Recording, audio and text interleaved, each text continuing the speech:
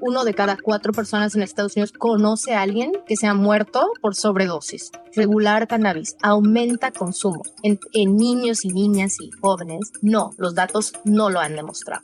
¿Desde cuándo conocemos el fentanilo y por qué cada vez hablamos más de esta sustancia? Estados Unidos vive la mayor crisis de sobredosis de su historia. ¿Cómo y cuándo hablamos con nuestros hijos sobre drogas y qué mensajes les podemos dar? Hola, soy Alejandra Sánchez Insunza. Hola, yo soy Sara Snap. Esto es Noticias desde un mundo con drogas, un podcast de Dromómanos en colaboración con Instituto RIA. Advertencia.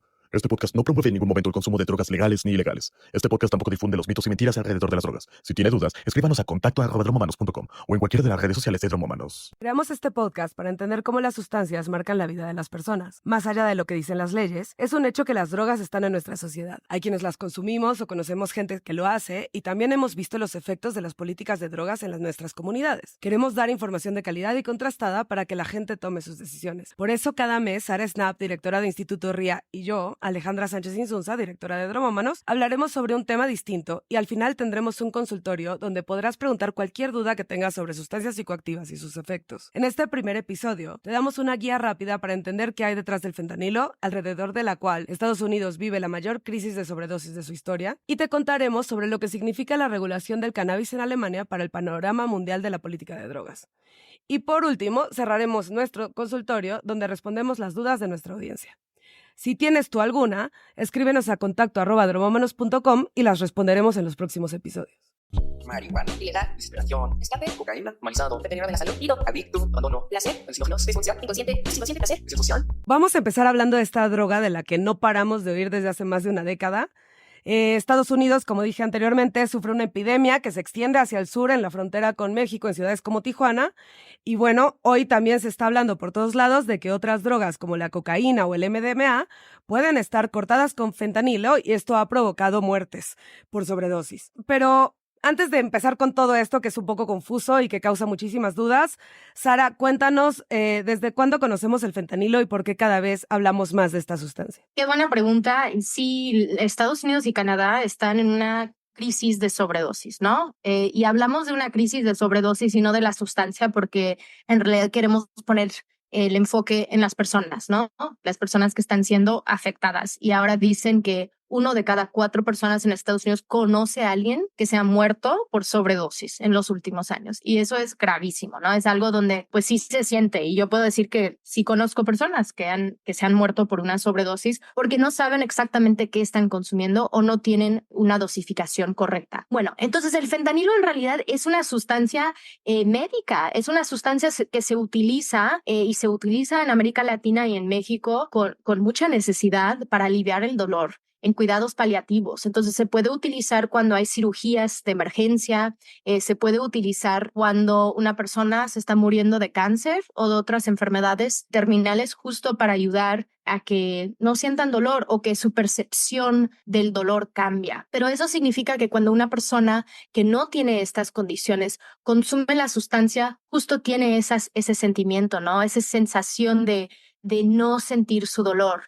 de sentir que algún hueco o algo que tiene vacío se llena. Y eso puede ser medio peligroso en el sentido de que si no tienes otra cosa que está ayudando a llenar ese hueco, que pues se puede crear como una necesidad o una dependencia o algo pues que donde crea placer, ¿no? Donde te permite sentir algo. Entonces el fentanilo es un opioide sintético. No se hace el fentanilo o derivado de las plantas de amapola, como la heroína, ¿no? Como la morfina. Esto es importante porque entonces este cambio en el mercado ilegal, de donde empieza la heroína, la heroína existe, ¿no? El mercado ilegal de heroína, y el fentanilo empieza a reemplazar la heroína, porque es mucho más fácil producir fentanilo. Lo puedes producir más cerca de la frontera, lo puedes producir en laboratorios, ¿no? Fue justo antes de la pandemia. En esos años antes de la pandemia, la mayoría de la producción de fentanilo sucedía en Asia, sucedía en China y lo mandaban a Estados Unidos. Entonces, existe este uso médico que es importantísimo y que no deberíamos estar, ¿no?, tocando esa parte porque doctores lo utilizan, es un gran aliado en poder enfrentar estas condiciones. Y después existe el fentanilo en la calle, por decirlo así. Y esos empieza en el mercado mexicano como un polvo blanco que se conocía como China White, y eso es donde vemos pues cuando empezaron a analizar las sustancias, ¿no? Y analizar ese China White, la mayoría de las muestras tenían fentanilo y venía de China, ¿no? Entonces estamos viendo estos como conexiones geopolíticas. En la calle, ahora en la frontera de México, Estados Unidos, principalmente se consume fentanilo. Todavía se puede encontrar heroína. En la Ciudad de México todavía se encuentra heroína en el mercado, no tanto fentanilo, aunque obviamente sí hemos escuchado y sí conocemos casos de fentanilo, pero el fentanilo llegó a reemplazar el mercado de heroína y ya hay muchas personas usuarias que solo han consumido fentanilo y que buscan consumir fentanilo. La realidad es que esto tampoco se puede entender sin la industria legal, en concreto el Oxycontin y a la familia Sackler. Oxycontin, si bien te acuerdas, Sara, empezó a prescribirse en 1996 como este gran medicamento para tratar el dolor, pero el problema fue que se sobrerecetó, creó una epidemia de personas adictas a él, y esto derivó en un mercado nuevo para los opiáceos, ¿no? Se generó una gran demanda por la heroína, que los campos mexicanos y colombianos y del resto del mundo no daban abasto para la demanda tan grande de heroína que había en el mercado estadounidense, y ahí entró el fentanilo. Un opiáceo sin olor, 50 veces más potente que la heroína, mucho más fácil de producir y de transportar. Exacto. Y hay bastantes documentales, ¿no? Que uno podría ver, pero sí hubo una sobreprescripción. Sabemos que también hay una crisis de dolor crónico que no está siendo enfrentado, pero estas farmacéuticas sí empujaron un montón estos productos para que la gente sí empezaban a tener usos problemáticos o los tenían en su casa y alguien más en su casa los empezó a consumir y genera entonces una posible dependencia. Entonces, esto es importante en el sentido de que hubo eso y al mismo tiempo hubo una crisis de económica en el país, hubo una crisis de salud mental y eso ha generado que las personas sí están consumiendo esta sustancia. Yo en Instituto RIA estamos haciendo una investigación sobre los consumos de metanfetaminas y fentanilo en el país y sí encontramos a historias muy diversas en el consumo de fentanilo, desde alguien que sí empezó a consumir, por ejemplo, pensando que era una tacha y se echó una pastilla y entonces de ahí empezó a consumirlo más. Otras personas que empezaron a consumir en Estados Unidos y fueron retornados y entonces seguían su consumo en México.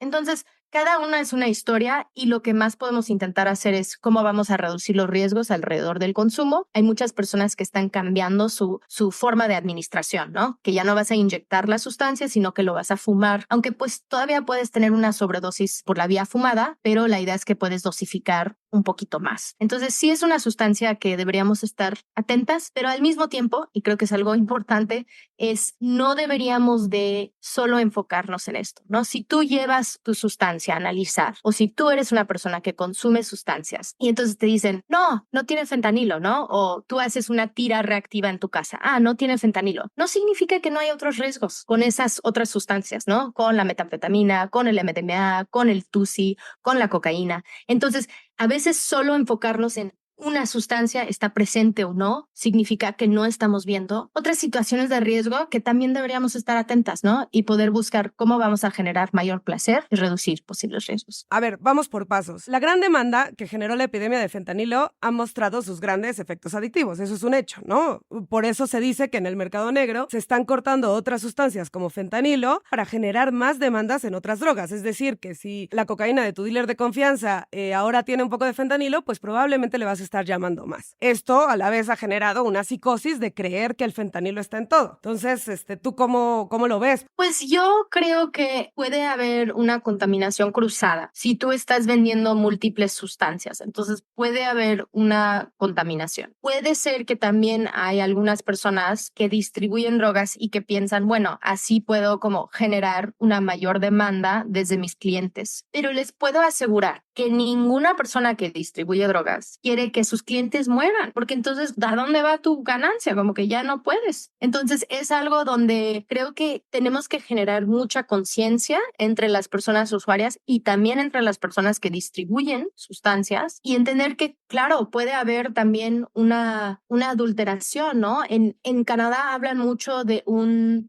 mercado de veneno, ¿no? Que está envenenado. Hablan mucho de el drug supply que está adulterado porque les está matando, ¿no? Entonces, creo que no podríamos decir que no sucede, porque seguro hay casos donde han sucedido, pero tampoco ha sido tan común de que existen los casos y que existe la percepción y que existe personas que sí se han muerto y en México sobre esto o con estas condiciones es la verdad. Pero a mí no me ha llegado y si alguien lo ha visto, por favor, mándamelo para que yo pueda tener la evidencia. Para nosotras que estamos en este lugar donde tenemos que dar información veraz y información confirmada, ¿no? Ustedes como periodistas lo saben también, como que no puedo decir algo solo porque fue un rumor en redes y porque mucha gente lo han dicho. Puedo decir que entonces existe ese rumor, pero no puedo decir con claridad y certeza que esta persona murió de fentanilo. Puede haber también otros tipos de adulterantes que estuvieron en esa cocaína que generó su muerte. Puede haber una interacción con la condición de salud de la persona y las sustancias que estaba consumiendo. Entonces, eso creo que es lo difícil de esto, porque cada caso es una historia en sí misma y al mismo tiempo puede existir cualquier cosa. Por eso hablamos mucho de la importancia de analizar tu sustancia, de buscar, ¿no? Personas que distribuyen de confianza. Y si no estás segura o seguro en el consumo, no consumas, ¿no? Como que tampoco tenemos que tomar riesgos, pero es como cómo vamos generando este tipo de cuidado colectivo y autocuidado. Y lo otro es, si somos personas que usamos drogas, necesitamos estar cargando naloxona o Narcan para que en la posibilidad de que hubiera una sobredosis tuviéramos la oportunidad de revertir esa sobredosis. Y la naloxona así chiquita que es nasal es muy chiquito, ¿no? Como que una cajita que puedes traer en tu bolsa sin ningún problema y no es difícil aplicarlo a una persona. ¿Y es difícil conseguirla? En México es muy difícil conseguir naloxona. Esto es un tema de que está sobre regulado como medicamento, está ahí como medicamento, entonces necesitas una prescripción médica para tener acceso o tienes que estar en un hospital, que obviamente eso no es donde están sucediendo las sobredosis. Entonces, donde principalmente, y esto ha sido justo por un estigma creado desde el Poder Ejecutivo hacia la naloxona, hay una iniciativa para desclasificarlo en la Comisión de Salud del Senado. No ha avanzado, no va a avanzar en este sexenio. Vemos si ojalá en la siguiente administración podemos avanzar en eso, porque es fundamental. La mayoría de las personas que usan drogas consiguen o conseguimos naloxona desde Estados Unidos, desde Canadá, hacen donaciones y lo podemos recibir para poder distribuirlo, porque lo que necesitaríamos es una distribución comunitaria, ¿no? Son las señoras en las tienditas donde la gente consume cerca de su tiendita, son las personas que tienes un ser querido que consuma y las personas usuarias mismas, obviamente. Entonces, sí es complicado.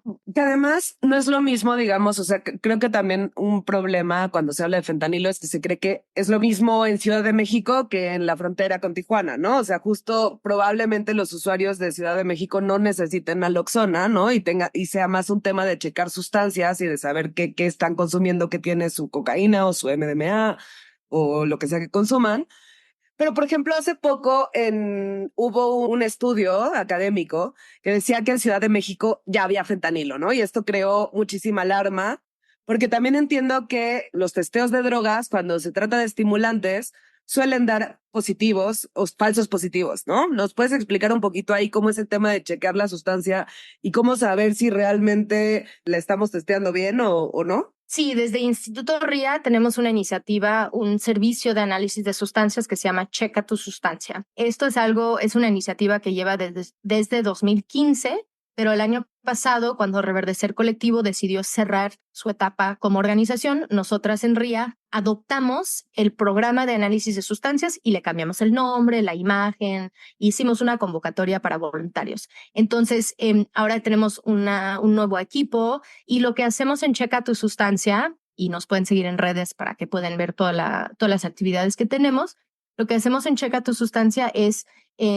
aplicar ensayos químicos que con reactivos, ¿no? Entonces, esto se llama colorimétrico, ¿no? Ensayos colorimétricos, donde entonces tú tomas una muestra de la sustancia que se quiere analizar y la muestra es muy chiquita, son como un poquitito del polvito y lo demás se lo vamos a regresar a la persona. Y lo pones y pones unas gotitas y según la reacción que tiene, según el color que aparece, tú puedes determinar si está presente la sustancia o si no está presente. Y además podrías también identificar si hay presencia de otras sustancias. Esto para poder ver, por ejemplo, si el alcaloide de cocaína está en la cocaína, para poder ver si un comprimido, una pastilla es de MDMA o tal vez es de metanfetamina o tal vez tiene las dos, que metanfetamina es la sustancia más presente como adulterante, entre comillas, en el MDMA en México. Podemos ver con el LSD si realmente es LSD o es algo que se llama N-bomb, que es algo que hace unos años era una preocupación, pero ya ha bajado mucho justo porque la gente puede saber si su LSD es LSD. Y finalmente podemos también aplicar tiras de fentanilo, ¿no? Donde tú puedes saber, haces una dilución de la sustancia en agua y con proporciones muy específicas para poder ver si existe fentanilo en la muestra. Ahora, este estudio salió y pues han salido muchas réplicas a esto, porque es importante decir que cuando se utilizan las tiras de fentanilo, suele haber muchos falsos positivos en estimulantes. Entonces, si tú encuentras que es una sustancia como metanfetamina, que es un estimulante, tú puedes generar un falso positivo por los errores humanos, por la cantidad de sustancia que pones en la dilución. Eso es lo que creemos que sucedió en este estudio, porque si hubieran estado en un festival donde 22 de las 40 muestras de MDMA hubieran tenido fentanilo, hubieras tenido una sobredosis o 2 o 3 en ese festival. No hubo ninguna, no hubo una reacción de este tipo. Entonces podemos asumir que esto fue antes de que realmente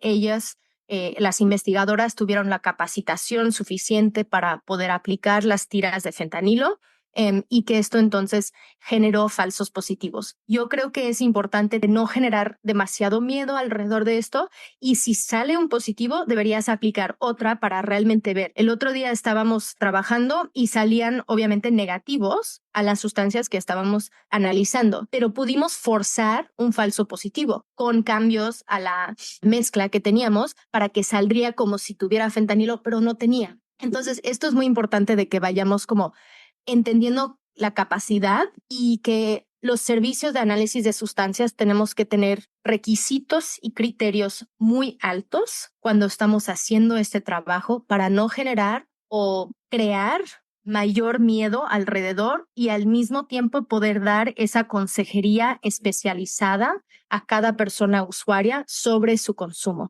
Y repito entonces algo que ya había dicho, ¿no?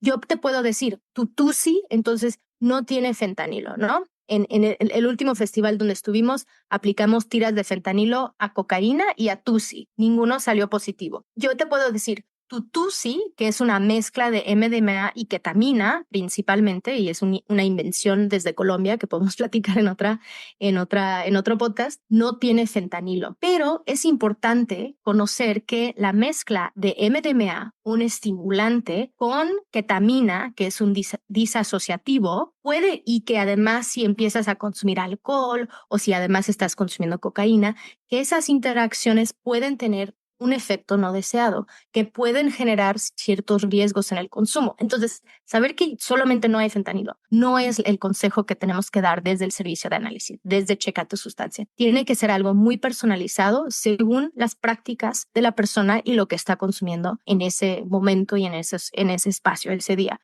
Entonces, sí, tenemos todavía mucho que hacer y para los que nos escuchan y tienen eventos o fiestas o jornadas donde quisieran invitar a Checa tu Sustancia, nosotras sí estamos creando un calendario de eventos y estaríamos muy felices de poder ir, si eres productora, productor, para poder ofrecer el servicio que creemos que debería estar al alcance de cualquier persona. Porque además de ir a festivales y lugares de música, también hacemos jornadas comunitarias de alcance comunitario junto con instancias del gobierno donde hacen como pruebas rápidas de VIH, donde hacen consejería sobre distintos temas y servicios de salud. Entonces, sí estamos intentando pues asegurar que cualquier persona puede analizar su sustancia. Bueno, yo ya chequé la mía y todo bien. Creo que entre los consumidores de drogas también tenemos que ser más responsables con esto y chequear lo que consumimos. Ahora el tema es fentanilo y todo el mundo tiene miedo y me ha tocado mucha gente que dice, no, yo ya no consumo nada porque fentanilo, ¿no? O sea, y está bien y es respetable,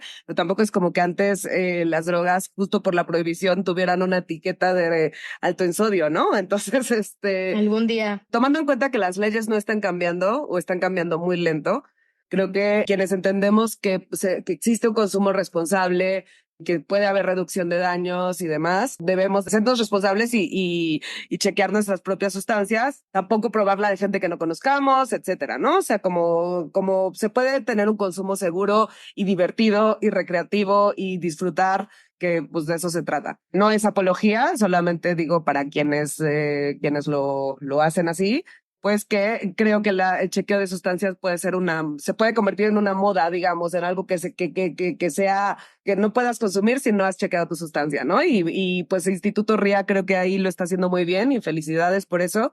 Así que si quieren fiestas o festivales o Gracias. demás, inviten a RIA. Y bueno, En México, pues el presidente Andrés Manuel López Obrador ha propuesto prohibir el consumo a nivel constitucional y perseguir a consumidores.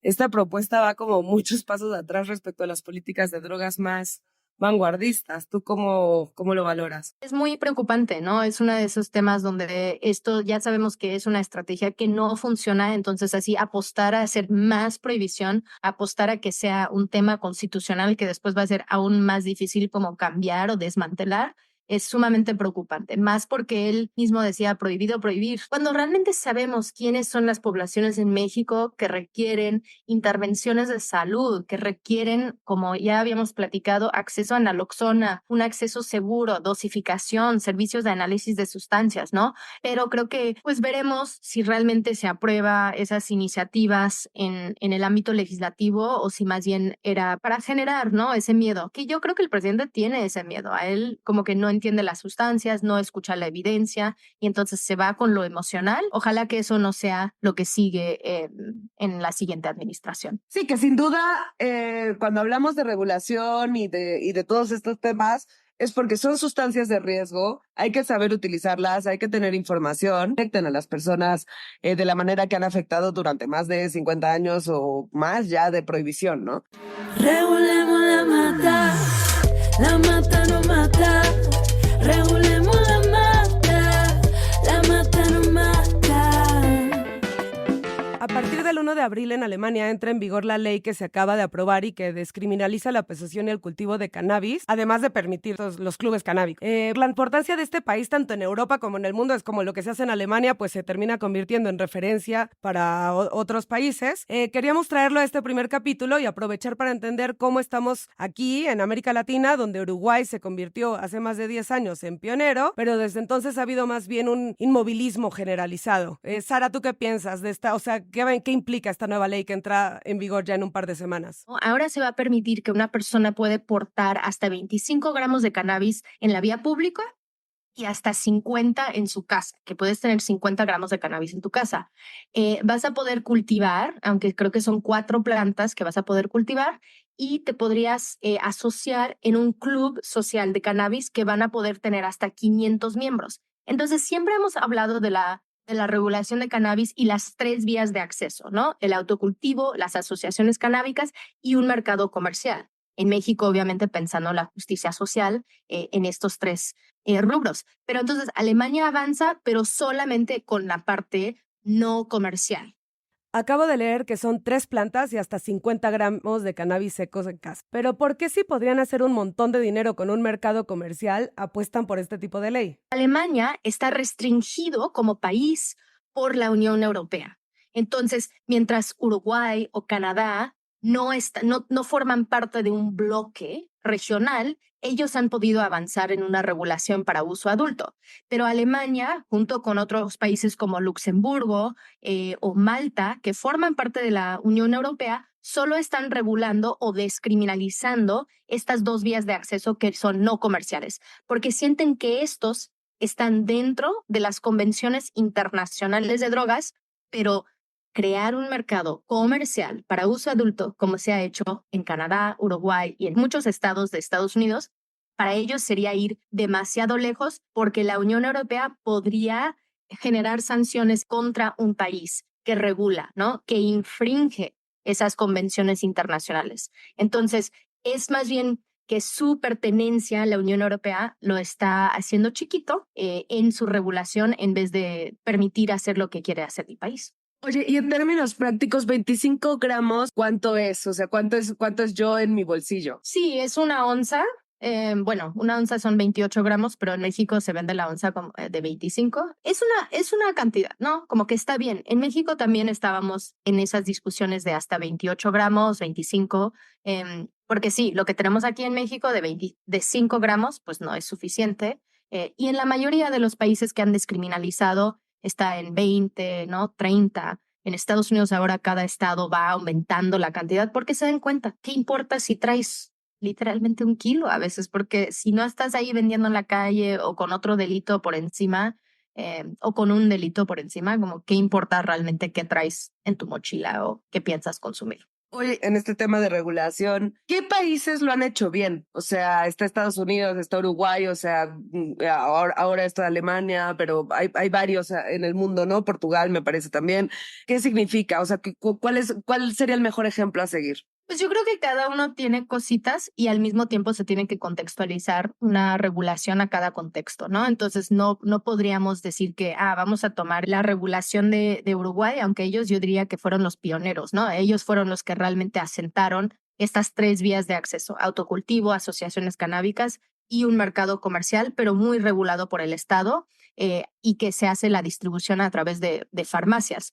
Después llegó Canadá como país y ellos sí es un mercado mucho más comercial. Y cada provincia en Canadá tiene su propio experimento, entre comillas, donde algunos es a los 18 años, otros a los 19, algunos solo venden en lugares como del gobierno, como venden el alcohol, y en otros pues sí tienen como sus dispensarios. Pero ha sido muy difícil la transición a un mercado legal. Después en Estados Unidos, como el ejemplo que va bien, va lento, ¿no? Pero que va bien, es Nueva York. Y es algo ahí donde ellos están tomando un enfoque muy estratégico, muy intencional con la justicia social. Entonces ellos están como, si tú quieres cultivar cannabis en el mercado legal comercial, sí tienes que tener, ¿no? Esa experiencia de haber cultivado. Si tú vas a comercializar, queremos que también seas una persona que ha sido afectada por la prohibición, ¿no? Entonces ellos sí lo están utilizando como una forma de reparación del daño de la prohibición. Esto significa que no están abriendo dispensarios por todos lados porque tienen que ir lentos. Y creo que eso es algo donde es una tensión que platicamos en muchos chats y en espacios, ¿no? ¿Qué es lo mejor, no? Ir rápido, pero dejar que llegan ahí se dicen multi-state operators, MSOs, o que son como las transnacionales en cannabis, o ir lentos para que realmente sea un mercado local, un mercado donde realmente la gente que han sido afectadas por la prohibición puede participar. Y lo que creo que donde estamos muy lejos es esta idea de cómo sería para un país que quiere cultivar y quiere exportar a otros países, ¿no? Ese va a ser como la siguiente frontera que nos va a cambiar todo, ¿no? Cuando realmente existe la posibilidad de que México o Colombia podría cultivar cannabis para uso adulto y mandarlo a otro país donde no tienen las mismas condiciones para poder cultivar. Pero en México estamos estancados desde hace tiempo. Sí, digamos que aquí estamos ya atrasados. Y antes decía, no, todavía hay tiempo, pero ahora es como, bueno, ya pasaron 3 años. En 2021 aprobaron la iniciativa en la Cámara de Diputados en marzo de 2021 y teníamos toda la oportunidad de poder aprobar una ley. No ha sucedido, sabíamos ya después de eso que no iba a suceder en este sexenio. Y pues ahora pues estamos en este periodo electoral, entonces lo hemos dejado un poco calmado. Yo creo que es importante que en este periodo electoral se siente que sí hay un voto pacheco y que tendrían que responder a eso, aunque sabemos que no ha sido un tema principal en las campañas electorales. Sara, en Alemania se aprobó la ley, pero con un montón de división política y social, que es algo que ha pasado en casi todos los países donde se ha regulado. Y la gente que estaba en contra argumentaba que el consumo de cannabis va a aumentar si este es legal. ¿Qué ha pasado en otros países? O sea, ¿este argumento tiene algo de verdad o realmente no? Sí, digamos que lo que vimos es que pues sí hubo una oposición muy fuerte a la aprobación de la ley por muchas razones, y una de las que siempre usan es que va a aumentar el consumo. Lo que vemos en otras jurisdicciones que han regulado es que sí puede aumentar el consumo, pero no aumenta en personas jóvenes y no aumenta en personas menores de 25 años. Donde aumenta el consumo cuando existe un acceso seguro, donde existe un lugar donde las personas pueden ir a comprar, es en arriba de los 45, y después 60 para arriba aumenta, como es el donde aumenta más porcentualmente.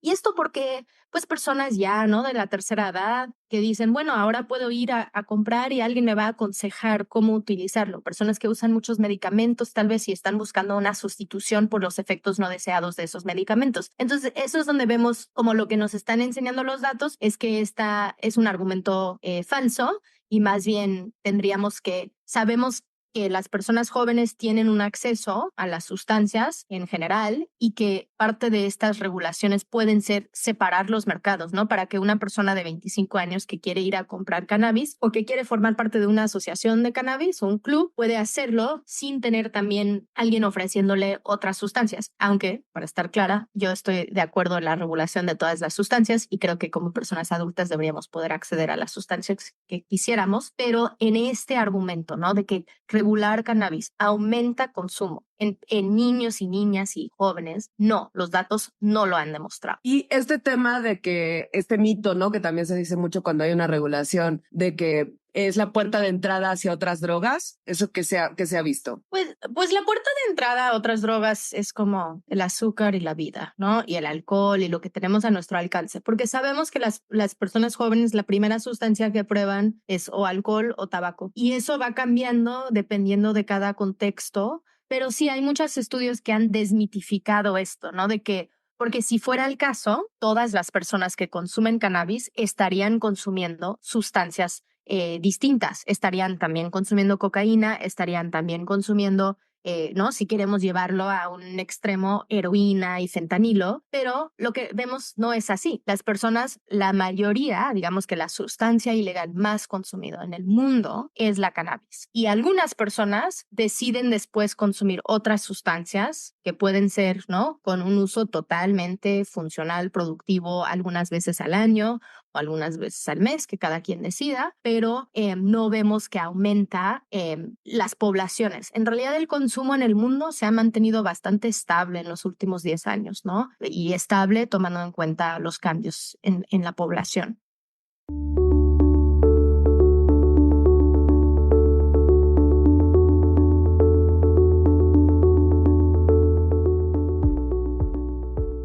Ahora es nuestra parte del consultorio en el podcast. Les quiero recordar que nos pueden escribir a contacto@dromómenos.com o en nuestras redes sociales o en las de Instituto RIA con cualquier pregunta que resolveremos en los próximos episodios. Y para este primer capítulo hemos seleccionado algunas que a lo largo del tiempo le han preguntado a Sara y las que tiene nuestro propio equipo en Dromómenos. Y la primera, además, es algo que tanto a Sara como a mí nos toca de primera mano porque somos mamás. Y es: ¿cómo y cuándo hablamos con nuestros hijos sobre drogas y qué mensajes les podemos dar? Qué buena pregunta, Ale. Pues yo creo que cuando sientes que es el momento de hablar con tus hijos o hijas sobre las sustancias, es importante enmarcarlo también en el consumo de sustancias legales que ya conocemos, ¿no? Que pueden ser el alcohol o el tabaco o hasta la cafeína. Y también creo que cuando hablamos con personas jóvenes es importante hablar desde nuestra experiencia. Está bien decir si has consumido alguna sustancia ilegal. Tal vez no les vas a compartir todo de tus experiencias, pero está bien enmarcarlo en, pues tú has visto a alguien en una fiesta que cuando consume demasiado alcohol, ¿qué es lo que sucede, no? y abrir la conversación a eso. Creo que también es un buen momento para empezar a hacer preguntas, no necesariamente como qué te estás metiendo o qué estás haciendo, sino si alguien te ha ofrecido alguna sustancia, si ellos han visto a algún amigo que ha tenido una mala o buena experiencia, un poco ir averiguando, ¿no? ¿Cuál ha sido, en qué sentido te están haciendo esas preguntas? Entonces yo creo que eso es una buena forma de empezar a abordar el tema sobre consumo de sustancias con niñas y niños, niñas que están un poquito pues más grandes. Y Sara, tú en tu caso, ¿cómo lo manejas? Bueno, yo creo que es una decisión muy personal de cómo vas a compartir si eres una persona usuaria con tus criaturas. Yo he tomado la decisión en mi casa de que no vamos a tener la prohibición de algunas sustancias y más cuando hemos normalizado tan consumo de alcohol y también el consumo de nicotina en nuestras sociedades. Entonces, mis hijos, mi hija y mi hijo, pues saben qué es la cannabis, saben que es una sustancia que se puede fumar, pero tampoco han tenido experiencias donde ven a alguien que no, que ha tenido una mala experiencia. Es más bien algo que se ha normalizado, pues como también cuando alguien llega a la casa a tomar una cerveza o tomar una copita de vino, que tampoco lo estigmatizamos, pero también somos muy claras en la casa de que esto es algo que va a suceder cuando ya eres una persona adulta, cuando tu cerebro termina de desarrollarse, que eso es diferente para niñas y niños o para hombres y mujeres, y entonces que en realidad es algo de adultos, pero que no lo voy a estar escondiendo en mi casa. Y creo que eso es algo importante porque no necesitamos estar replicando los estigmas que hemos tenido en las generaciones anteriores, y eso es lo que yo busco en el acercamiento con mis hijos y también con los hijos de amigos, y lo he visto, ¿no? Cómo ellos han podido abordar el tema del consumo para que no se vea como algo tan activo, sino que es algo de la vida o algo para ocasiones especiales, como puede ser el consumo del alcohol. Yo creo que las sustancias legales, no, estamos rodeadas de ellas y es importante que ellas pueden jugar un papel sumamente importante en este acercamiento. Y algo que siempre es una gran duda para los consumidores es ¿cuál es el riesgo de mezclar sustancias? Creo que es muy importante que cada persona puede hacer la investigación correcta y también pueden ir a las redes de Instituto RIA MX, donde hablamos de las distintas sustancias, porque sí es importante saber cuál es el riesgo de una sustancia sola, ¿no? Cuando uno la consume, que puede ser, por ejemplo, que si consumes un estimulante, pues que no vas a poder dormir, que vas a sentir como una sensación de estimulación, vas a sentir tal vez. Puede ser que sientes un poco de taquicardia y que si lo vas a mezclar con otra sustancia, eso puede ser un riesgo, ¿no? Tomemos dos sustancias muy comunes, ¿no? Como ejemplo, podemos pensar en consumir alcohol con consumir cannabis, ya la pachipeda, como se conoce. Y creo que ahí es complicado porque tenemos el alcohol, que es un depresor, y tenemos cannabis que puede jugar varios papeles, pero que puede ser un estimulante muy, muy leve. Pero cuando existe esa interacción, puede ser que una persona aumenta su ansiedad, puede ser que aumenta su sentido de malestar, y más porque con el alcohol y la cannabis en el cuerpo puede generar, ¿no? Que una persona tiene ganas de vomitar. Y esta interacción puede generar ciertos riesgos. Ahora, sabemos que mucha gente lo combinan y que sin ningún problema puede ser que son personas que ya tienen un consumo conocido y también que puede haber ciertas cosas como, bueno, si vas a combinar las dos, que puedes fumar y después consumir alcohol o consumir cannabis y después consumir alcohol, pero no al revés, porque a veces consumir alcohol y después fumar